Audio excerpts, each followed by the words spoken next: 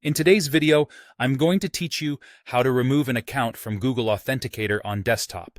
By the end, you'll know exactly how to clean up old two-factor entries from either a browser authenticator extension or a dedicated desktop app safely and confidently. First, let's cover the experience in a browser authenticator extension, like the ones you might add to Chrome, Firefox, or Edge. Start by opening your browser and clicking the Authenticator icon near the address bar to reveal your list of one-time codes. Look for an Edit, Manage, or Settings option. This often appears as a pencil, gear, or three-dot menu. Once you enter that management view, you should see controls next to each account entry. These are commonly shown as a red delete button, a trash can icon, or a small circle that turns into a delete option when selected.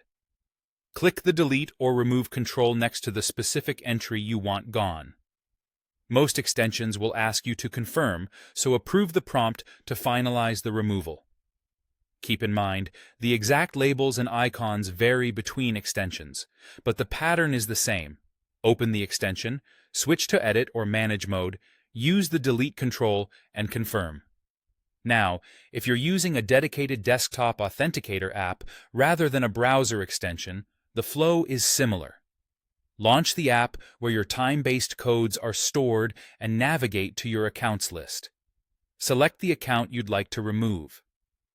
Within the interface, look for a delete, remove, or trash icon. Click it, then confirm the deletion when prompted. Some desktop apps also support a right-click on the account entry to reveal a context menu with a delete option, so try that if you don't see a visible button. Again, different apps label things differently, but you'll always be opening the app, choosing the account, finding the delete control, and confirming. A quick word of caution before you remove anything. Make sure you still have another way to sign in to that service, such as backup codes or an additional authenticator device. Removing an entry from your desktop tool doesn't turn off two-factor authentication on the service itself.